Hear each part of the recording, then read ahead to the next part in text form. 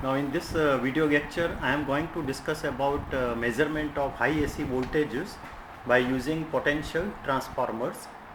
So in this lecture actually the techniques used for the measurement of high AC voltages, first method is series impedance ammeter, potential dividers. The potential divider may be resistive or capacitive potential divider. And third technique is by using potential transformers we can measure the high AC voltages, and by using spear gaps we can measure the peak value of the AC voltages. Now coming to the potential transformers, so first we will discuss what is potential transformer and how the PT is connected in the actual system to measure high AC voltages. So actually the PTs are used to reduce the system voltage to the low value which should be suitable for measurement and protection. That means to reduce the system voltage, for example 11 kV, 66 kV to 110 volt or 220 volt. And PTs are, so the functions of the PTs, so PTs are used for the measurement and protection. The primary of the PT is connected directly to the power circuit between the phase and ground or neutral, and the secondary terminals are connected to the metering circuit or the protection circuit, that means relay. The secondary voltage rating of the PT is usually either 110 volt or 220 volt.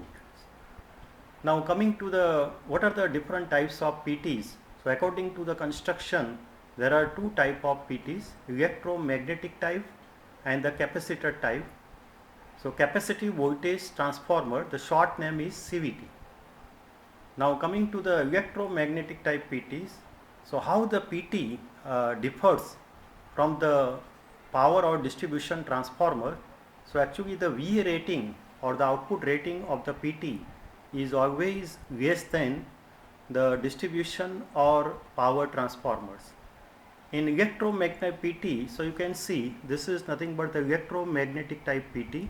The primary of the PT is connected to the actual power circuit between phase and the neutral or the ground, and the secondary will be connected to the metering circuit, or in case of protection circuit to the relay. So actually the magnetic type PT consists of primary and the secondary windings which are wound on the magnetic core like in usual transformer.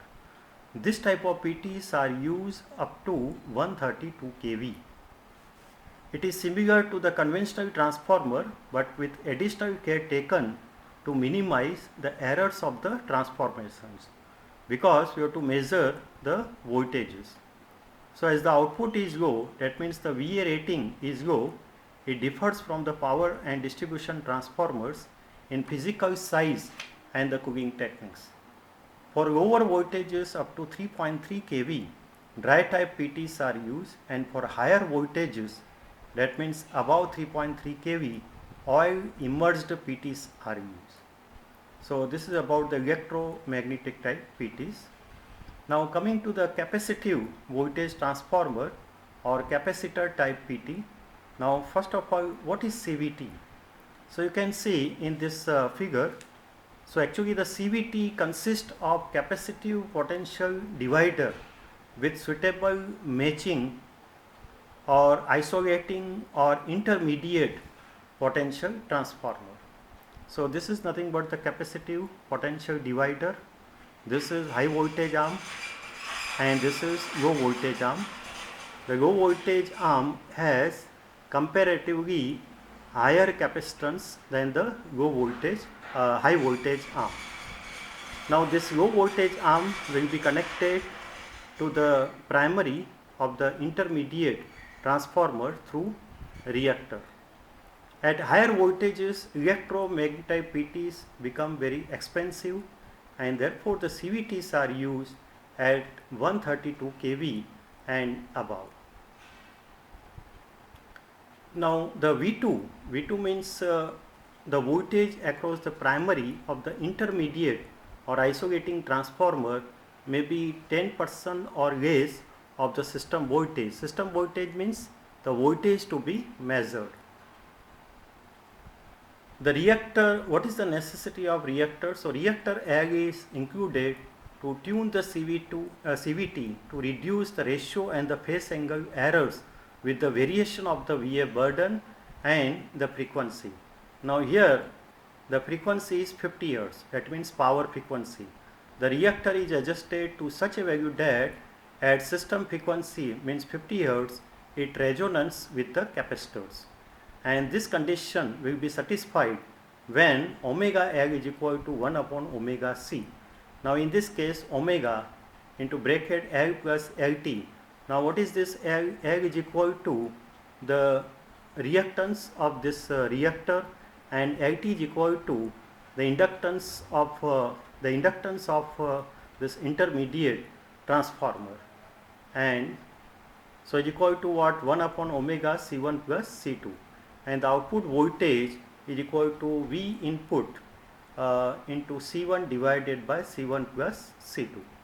The voltage drop on load because of the reactance of the capacitors can be compensated by inserting an inductive reactance, that means by using what? Reactor in series with the load, and the circuit must offer zero impedance to the load current. So this is about what CVT. So how the AC high voltage is measured by using CVT. So in short, the CVT consists of capacitive potential divider with intermediate or auxiliary, or it is also called isolating transformer, and this is what this reactor array is used to tune the CVT to reduce the ratio and the phase angle error with the variation of VA burden. Now what is burden? Actually the load connected across the secondary of the VT is called what? Burden. Now coming to the what are the advantages of using CVTs over electromagnetic type PTs. So the advantage is simple design. It consists of only capacitive potential divider and the small intermediate transformer. The installation will be easy. Then the CVT provides isolation between the high voltage terminal and the low voltage metering, because the secondary of the CT will be connected to the metering circuit and the primary of the PT is connected to the high power circuit. So provides isolation also between the high voltage terminal and the low voltage metering, and the CVT can withstand much higher voltage than the electron type PTs. So nowadays CVTs are used at 132 kV and above. If you visit the substations, 132 kV substation and above, you will see CVTs. And nowadays electromagnetic type PTs are used at up to 66 kV. Now what are the limitations or disadvantages of using CVT?